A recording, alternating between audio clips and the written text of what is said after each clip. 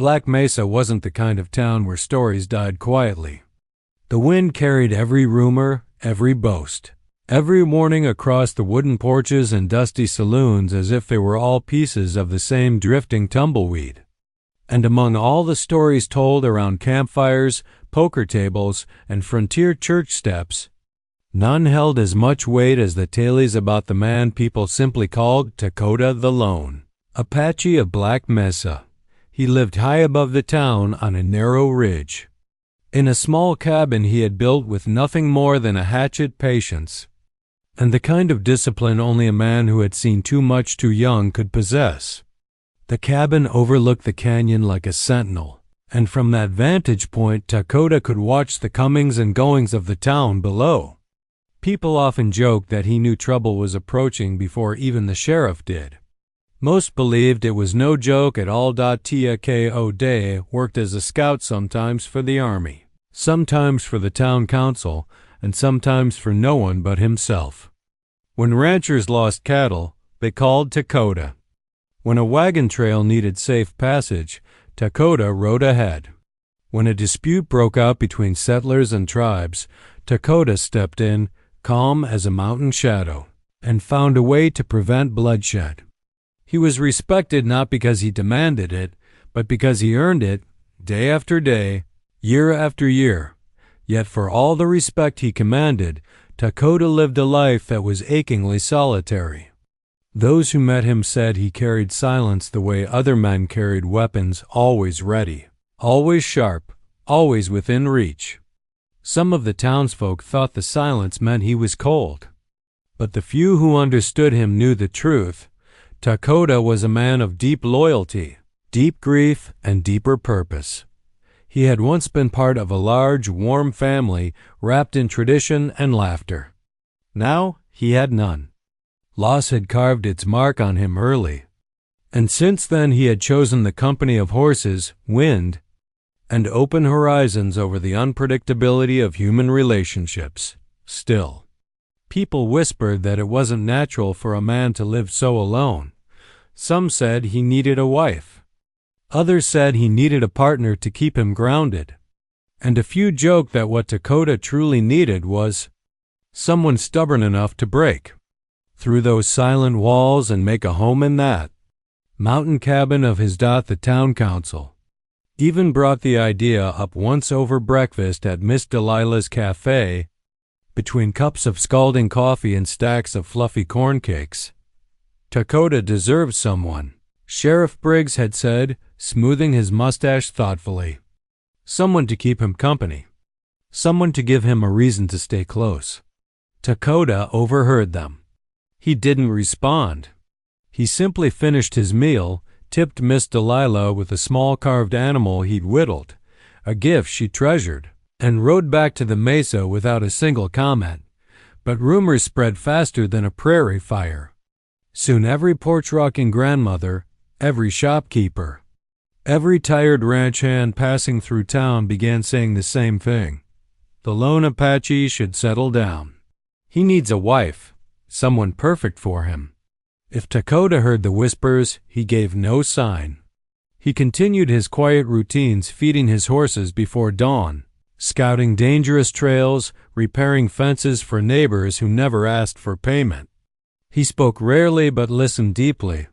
He kept peace where he could, made no enemies where he couldn't, and walked through life with the steady certainty of a man who knew exactly who he was. But fate, as the frontier often proved, had a strange sense of humor. For all of Black Mesa's talk, no one, not even the sheriff with his 6 decades of wisdom, could have imagined that the first people bold enough to step forward and tell Dakota he needed a wife wouldn't be a local girl, a ranch widow, or a hopeful pioneer woman. Instead, fate delivered something the town had never seen. 2 strangers. 2 sisters. 2 identical Chinese twins who stepped off a stagecoach with matching calm smiles, silk-trimmed travel dresses, and the confidence of people who had crossed oceans and deserts and refused to be intimidated by anything, including the lone Apache. And the moment they saw him, They walked straight toward him and said words that froze the entire town in place. "We heard you needed a wife, maybe two. We're perfect for you." The story of Takota's solitary life was about to change forever. The morning Leon and May arrived in Black Mesa began like any other, hot, dry, and restless. The desert sun was barely climbing over the distant red cliffs when the stagecoach wheels groaned into town, raising a cloud of dust that coated every porch plank in a thin, rusty layer. Folks usually didn't pay much attention to stagecoaches. They brought the same things most days-tired travelers: crates of mail, maybe a new preacher or a gambler looking for fresh pockets to empty. But this time, the driver hopped down with a look that didn't match the routine. He raised his hat, wiped his brow, and whispered to Miss Delilah on the steps of her cafe, "You ain't never seen what's written in this one." People glanced up. Conversations halted. Even the piano inside the saloon stumbled to a stop. When the stagecoach door swung open, all of Black Mesa seemed to forget how to breathe. Two young women stepped out, identical Chinese twins, dressed in travel-worn silk tunics trimmed with fine embroidery that looked too delicate for such a rough place. Their long black hair was tied neatly back, their faces calm, composed, and unmistakably determined. They carried themselves like people who had crossed oceans, railways, mountains, and weren't about to let a dusty frontier town intimidate them. Leon stepped down first, moving with the steadiness of someone who had spent months traveling dangerous ground and learned to trust her own balance. May followed, her eyes observing everything: the buildings, the people, the wind, even the horses tied nearby, as if she were taking inventory of a world she intended to master. The townsfolk stared. Whispering began instantly. Where'd they come from? Twins? Identical twins? Chinese here?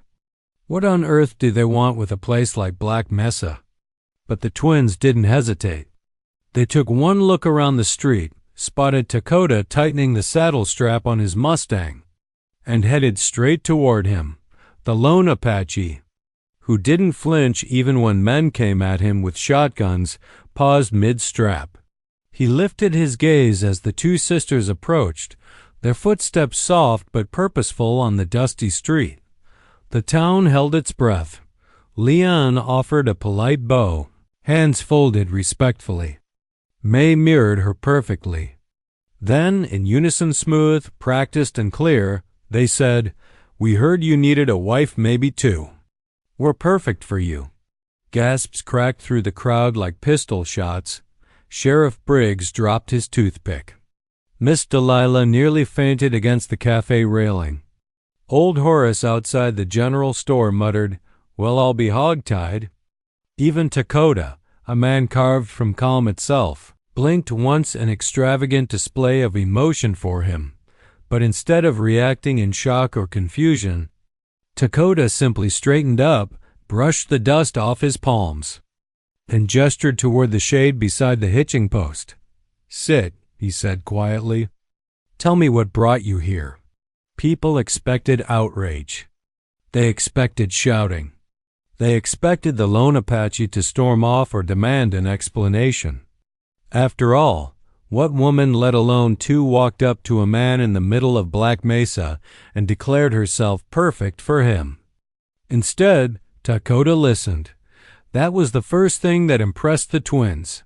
They explained their names: Leon, the older by minutes, with a mind for strategy and business; May, the younger, with knowledge of herbs, medicine, and languages.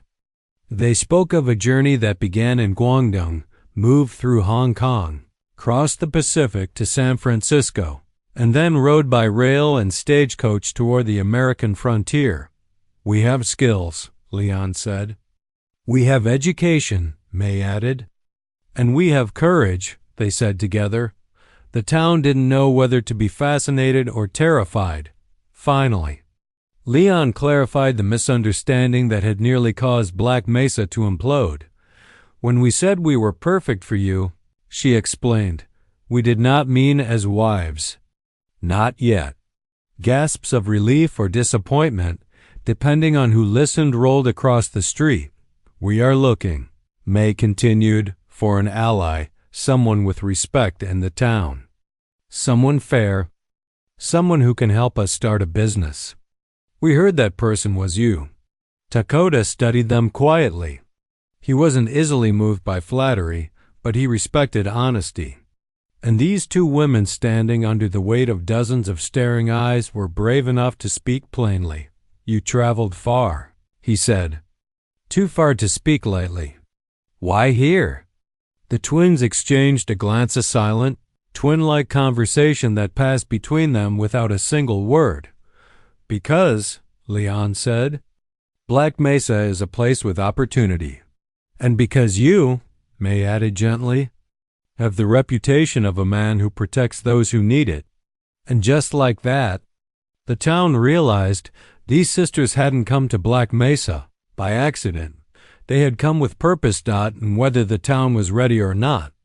Their arrival marked the beginning of a change no one could have predicted, not even the lone Apache. Black Mesa had never witnessed a scene like the one unfolding that morning. The twins Leon and May stood with calm confidence beside Dakota, who himself remained composed yet alert, his dark eyes scanning the dusty street as if he were measuring the wind. The townsfolk, however, were losing their minds. "Oh, mercy, what did I just hear?" whispered Mrs. Harper, clutching her parasol so tightly her knuckles went white. "Two wives?" barked old Horace, the general store owner, his suspenders snapping under the sudden tension. "Two wives for a single Apache? This here's witchcraft." Even Sheriff Briggs, normally a bastion of frontier calm, scratched his head and muttered under his breath, "Well, I never thought I'd see the day." The rumor spread faster than wildfire in summer grass. Within minutes, every saloon, shop, and porch in Black Mesa buzzed with speculation, disbelief, and scandalized excitement. By the time the twins opened their mouths to speak, a crowd had gathered, the murmur of anxious townsfolk rising to a fever-pitched "Tako-da." Aware of the growing tension, stepped slightly in front of the sisters. His presence alone commanded attention, and the crowd's murmurs dropped to a cautious hush. He cleared his throat. "Listen," he said firmly. "They are here to work, not to marry, at least not as you imagine. If you want to understand, hear them out." The twins exchanged a quick glance, subtle, precise, perfect synchronization born of years of shared experience. Leon spoke first, her voice soft but steady. "We are not here to claim a husband," she explained, carefully choosing each word. "We are here to find a place where we can live safely, use our skills, and contribute to the community." May continued, adding details. "We know that life on the frontier is difficult. We know that Black Mesa is a town that values honesty, courage, and fairness. That is why we have chosen to come here." A few skeptical faces in the crowd weren't convinced. "You expect us to believe two foreign girls can survive out here?" Someone jeered. "With no family, no protection?" Leon didn't flinch. Instead, she lifted her chin slightly, meeting the doubter's gaze with quiet confidence. "We have survived far worse," she said. "We have crossed oceans, trains, deserts, and rivers. We have learned to adapt. But we also know when to seek allies. That is why we came to you and to him." She nodded toward Tako-da. The crowd shifted uncomfortably. They had expected theatrics, perhaps a fight or a show of dominance. Instead, they were met with diplomacy, poise, and intelligence, qualities too often overlooked on the frontier. Where brawn and bravado dominated. Then came the inevitable questions. How would they survive here? What skills could they offer? Were they trustworthy? Could Dakota, so quiet, so solitary, truly vouch for them? Dakota answered each concern slowly, deliberately. He explained their backgrounds, their skills in medicine, trade, and languages. He told the crowd about their courage, their travels, and most importantly, their honesty. "Frontier life is hard," he said, "but the right people, working together, can make it thrive." These two are the right people. Gradually, the mood began to shift. Curiosity replaced shock, cautious respect replaced panic. Some townsfolk even nodded, imagining the benefit of having two clever, resourceful women in the community, people who could heal, trade, and teach. Miss Delilah, the cafe owner, whispered to a friend, "Well, I'll be. They might just save this town some trouble before it starts." Even the children, who had been clinging to their mother's skirts, edged closer, intrigued by the twins' confidence and grace. Still, the misunderstanding of the wife comment lingered. For a moment, it seemed as if the entire town had misread the twins' intentions. Dakota recognized this, and with his usual calm, decided to clarify once more. "They are here to help us," he said. "Not to marry me. Not yet. But in time, perhaps, if hearts and minds align. For now, they are partners in a new venture that can benefit everyone."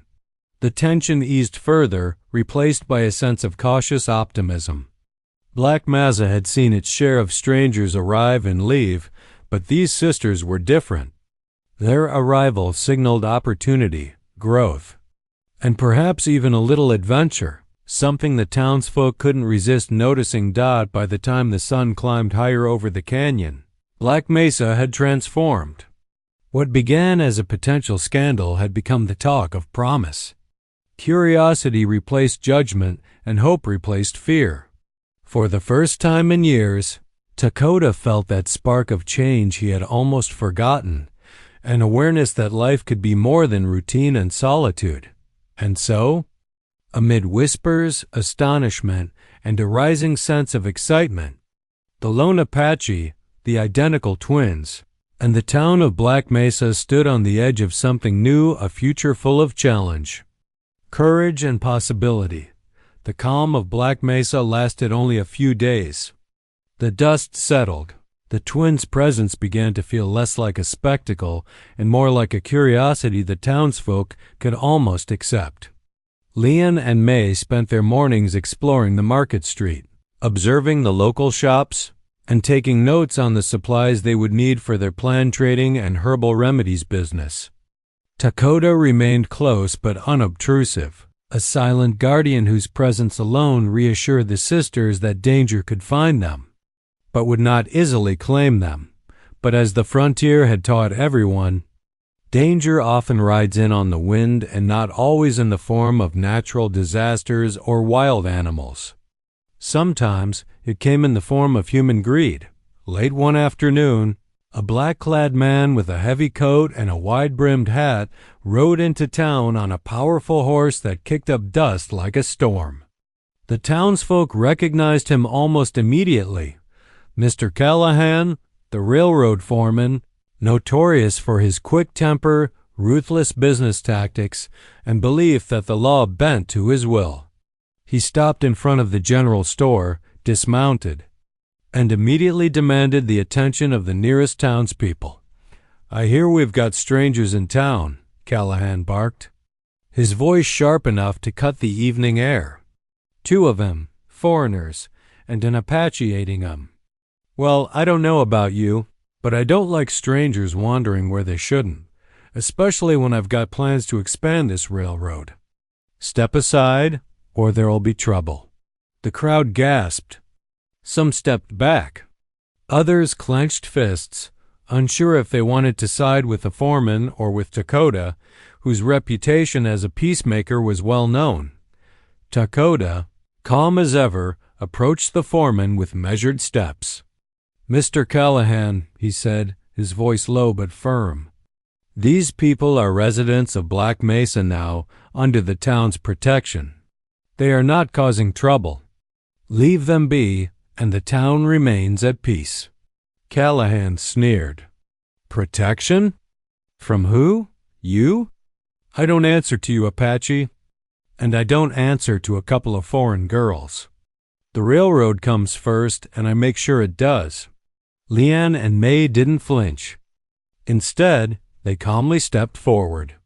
Leanne's eyes scanned the foreman and his horse, calculating.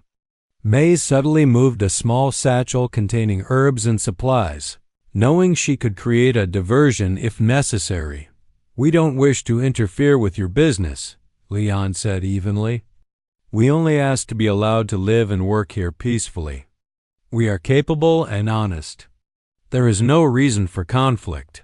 Callahan's face darkened. He was used to threats being met with trembling obedience, not quiet defiance. "Honest?" He spat. "We'll see how honest you are when I have the law on my side. You foreigners don't belong here, and neither does that Apache aiding you." At that moment, some of the townsfolk began whispering about how the newcomers were already proving themselves brave and smart, even in the face of authority. The blacksmith gripped his hammer, the rancher shifted uneasily, and even the sheriff glanced at Dakota, silently weighing his options. Dakota remained still. His dark eyes didn't waver from Callahan's. "You can try to push us," he said calmly, "but this town will not allow harm to come to those who have done no wrong. I suggest you leave peacefully." Callahan huffed, threw his hands in the air, and finally mounted his horse, riding off with a parting threat. But everyone knew he would return, and soon, with reinforcements. The twins turned to Dakota. "We did not expect this," May said softly, her hand brushing her sister's arm. "We anticipated challenges," Leanne replied, her jaw set with quiet determination. "We also know why we came here. Challenges do not frighten us, they prepare us." Dakota nodded approvingly. "Then you are ready to learn what it means to live on the frontier. This town, this land. It rewards courage and punishes fear. And it tests everyone sooner or later." As the sun dipped below the mesas, casting long shadows across Black Mesa, the townsfolk began to understand a simple truth. These twins were not helpless strangers. They were smart, brave, and determined, and with Dakota standing beside them, they might just survive the trials that the frontier always demanded. In that moment, a quiet sense of anticipation settled over the town. Trouble had arrived, but so had the courage, cleverness, and resolve needed to face it head on. The stage was set, and Black Mesa would never be the same again. The night in Black Mesa fell heavy and silent, with only the whisper of the wind across the mesa and the occasional call of a coyote breaking the quiet. But inside the small frontier town, tension had grown like a storm cloud on the horizon. Mr. Callahan, the railroad foreman, had returned with 2 hired men-rough riders who had no respect for towns, laws, or strangers. Their intent was clear: intimidate the twins, force them out, and remind Dakota that even a lone Apache had limits. Leanne and May stood at the edge of the street, eyes scanning every shadow, every flicker of lantern light. Dakota's horse shifted beneath him, sensing the unease, as Dakota remained calm, hands resting on the saddle. Behind him, the townsfolk peeked from windows, porches, and doorways, unsure whether to flee or stand. The first rider appeared on the ridge above the market street, silhouetted against the moon. His companion followed, a cruel grin stretching across his face. They thought they could catch the town off guard, intimidate the residents, and force the newcomers to leave. But they had underestimated Black Mesa, and the twins. May bent down to her satchel, pulling out small pouches of dried herbs. With practiced ease, she created a thin trail of smoke along the ridge, sending the scent of burning sage mixed with other fragrant plants upward. The smoke curled and twisted into the moonlight, confusing the riders' senses and masking their approach. "Perfect," Leanne whispered. She had already analyzed the street, identifying vantage points, obstacles, and potential escape routes. With a nod to May, she moved to the lantern-lit corner near the general store. Using a small mirror, she reflected the moonlight into the eyes of the riders, giving them pause. Dakota finally spoke, his voice calm but carrying weight. "This town will not tolerate harm. Leave now, and no one will be hurt." The lead rider laughed, thinking the Apache bluffing. "We don't take orders from a lone man or a couple of foreign girls." The next moment, the twins acted with precision and courage. Leon threw a small sack of flour into the air, creating a sudden blinding cloud of white dust in the rider's path. May released another puff of smoke from her herbs, producing an acrid scent that made the men cough and stumble. In the confusion, their horses balked, kicking and tossing them as the twins darted back into the shadows. Dakota seized the moment. He rode out calmly, positioning himself between the hired men and the twins, his steady hand on the reins. "This town protects its own," he said, voice echoing across the empty street. "Leave now." The riders hesitated. They had never expected the sisters to fight alongside Dakota. They had assumed weakness, ignorance, or fear. Instead, they encountered courage, cleverness, and a unity they had not prepared for. The townsfolk, inspired by the twins' bravery and Dakota's unwavering stance, finally stepped forward. The blacksmith grabbed his hammer. Ranchers brandished pitchforks and shotguns. Even the children, behind the safety of porches, shouted warnings. Black Mesa had become a living fortress. Seeing the growing resistance, the riders realized their mistake. They could not intimidate the town without risk of injury or worse. With a frustrated shout, they turned their horses and fled, kicking up dust that rolled down the main street. Dakota and the twins held their positions until the last of the riders disappeared over the horizon. The silence that followed was profound. The townsfolk emerged from hiding, cheering, clapping, and shaking their heads in disbelief. The twins exchanged a quiet, satisfied glance. Leon whispered, "We did it, together." May smiled. "We make a good team. And this town, it has potential." Dakota watched them, pride hidden behind his calm expression. For the first time in years, he felt the stirrings of hope not just for the town, but for the people he had come to protect. Miss Delilah appeared, carrying a pitcher of water and a few towels. "I don't know whether to scold you or serve you lemonade," she said, laughing nervously. "But I'll serve you both." The townsfolk began helping one another clean up the debris, while whispers spread about the courage and ingenuity of the twins. Even those who had doubted them before now understood they were not ordinary newcomers. They were people of strength, intelligence, and courage. As the night settled fully over Black Mesa, Dakota led the sisters back toward their temporary lodgings.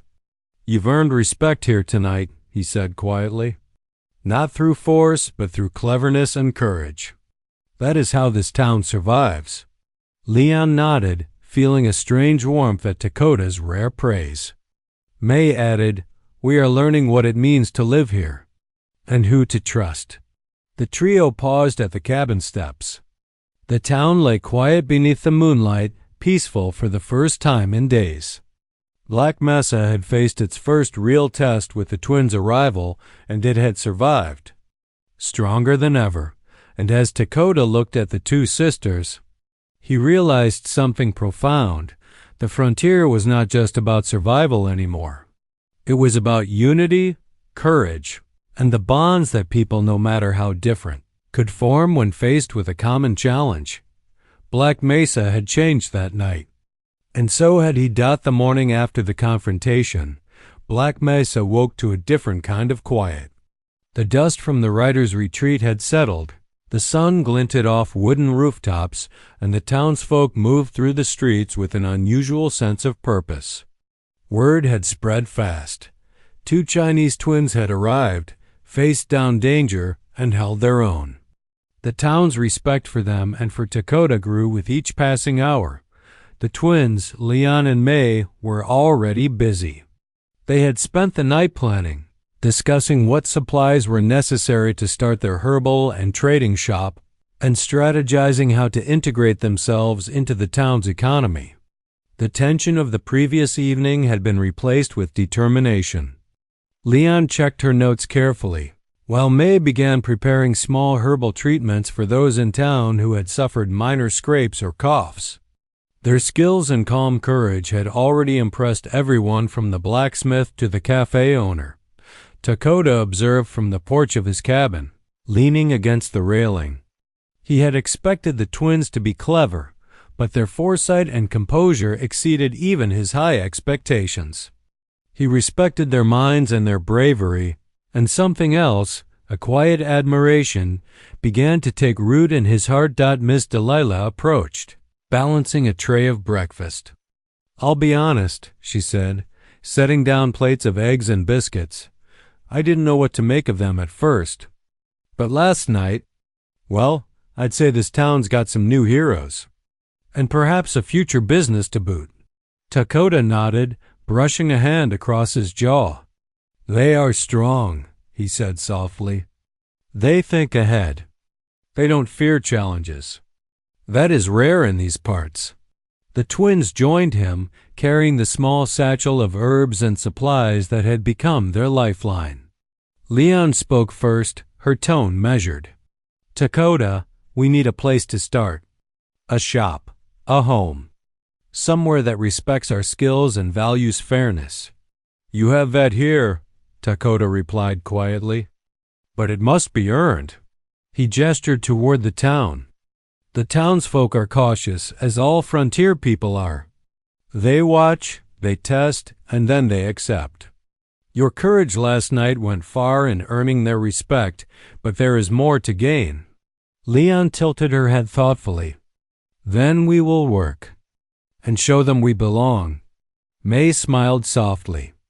"And we will learn from you, Dakota, about this land, its people, and how to survive." The rest of the morning was filled with action. The twins visited the general store to arrange for supplies. They spoke with the blacksmith about securing tools for their small shop. They even offered minor remedies to the sick and weary townsfolk, winning hearts with their skill and attentiveness. Slowly, the town began to see the truth. These were not outsiders to be feared. These were individuals with talent, courage, and integrity. As the sun climbed higher, the council convened in the town hall. Word of the twins' arrival, bravery, and skill had reached their ears. After careful discussion, the vote was unanimous. Leon and May would be welcomed as residents and entrepreneurs, with the town's support and protection. The announcement was met with cheers, nods of approval, and murmurs of admiration. Later, Dakota and the twins walked back to his cabin, the shadows of the canyon stretching long behind them. The day had been a victory for the town, for the newcomers, and even for Dakota himself. As they walked, he spoke quietly, his voice almost lost in the wind. "You've earned a place here," he said. "But there is more than survival to learn. There is friendship, trust, and perhaps even something more." Leon glanced at him, a faint smile tugging at her lips.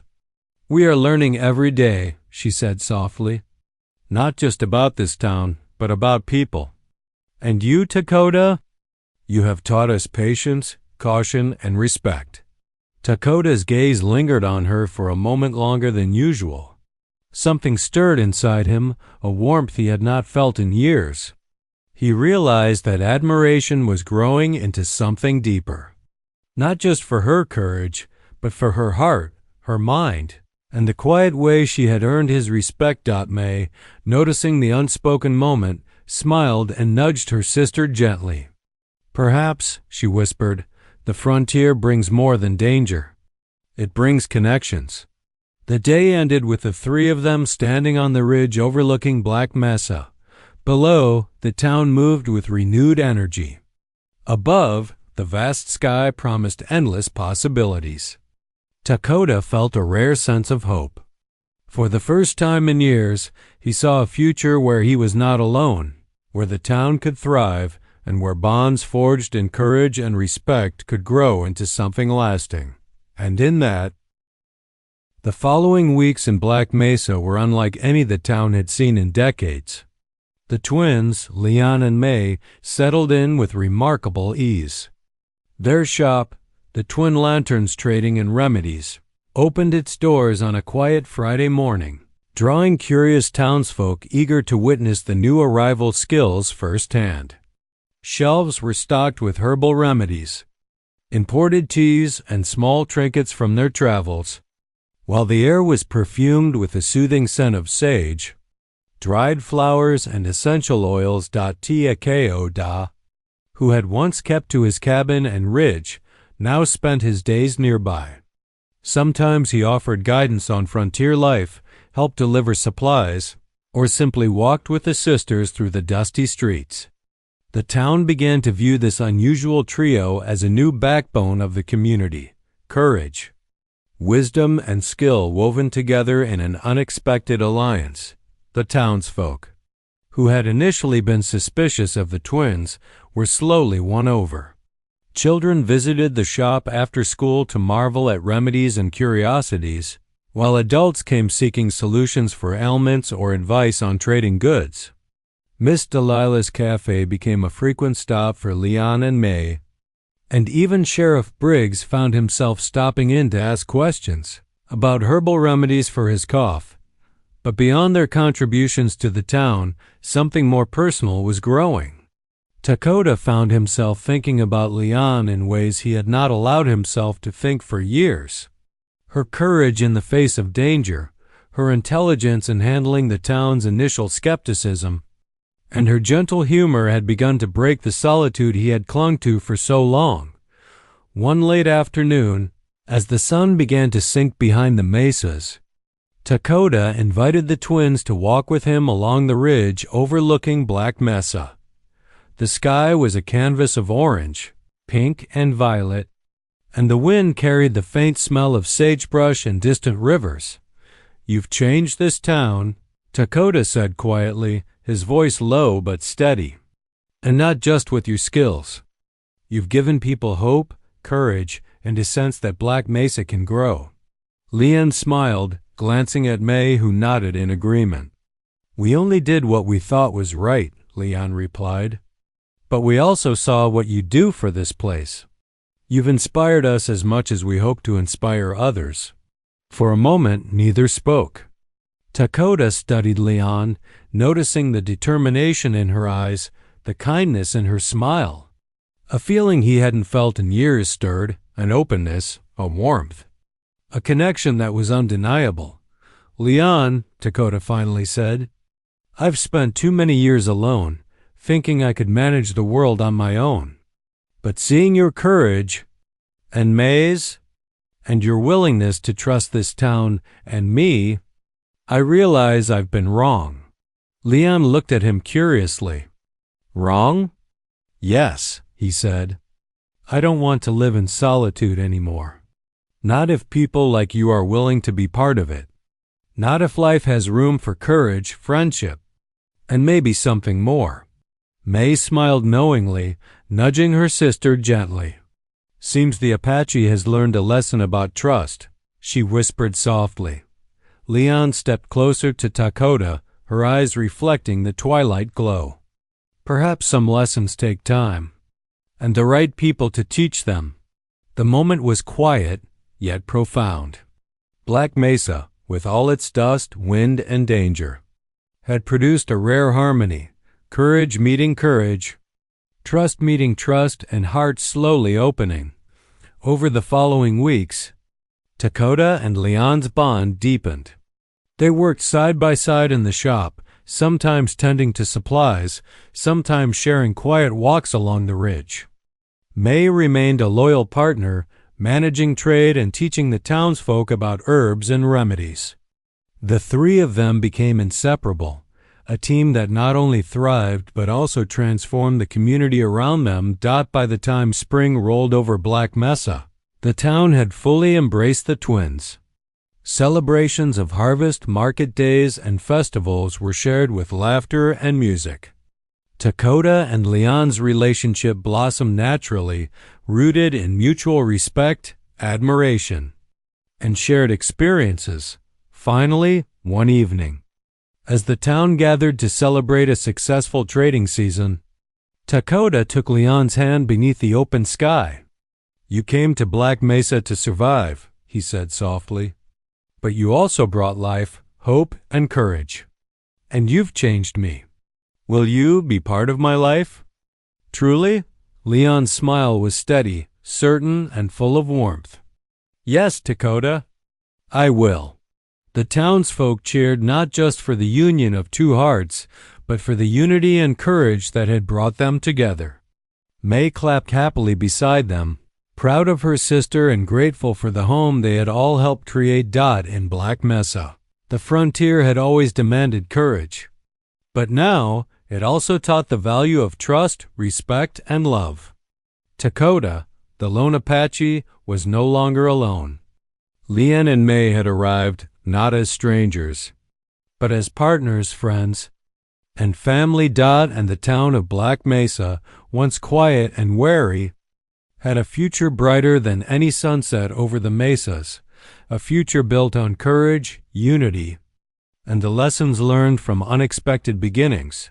Spring had settled fully over Black Mesa, bringing warmth, blooms of desert flowers, and a renewed sense of life to the dusty town.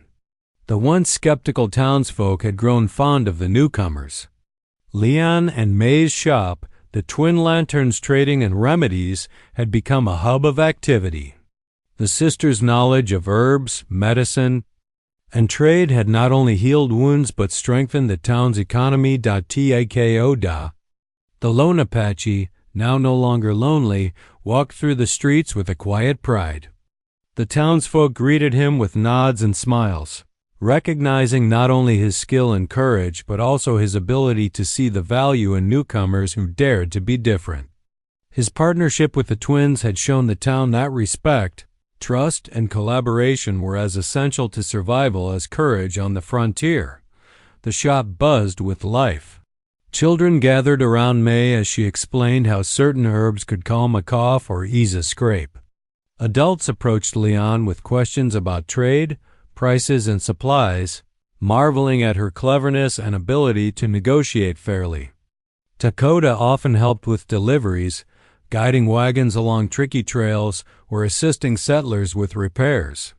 But increasingly, he found himself pausing to watch Leon as she worked her focus, her determination, her laughter when she shared a small joke. One afternoon, as the sun began to dip behind the mesas, Dakota and Leon sat on the shop's wooden porch, feet dangling over the edge. The quiet was a comfortable one, shared between two people who had learned to trust each other through action. "Courage and honesty. You know," Leon said softly, "when we first arrived, I wasn't sure the town or you would accept us." Dakota shook his head. "You prove that courage, intelligence, and integrity matter more than fear or prejudice. You've changed the town. And you've changed me."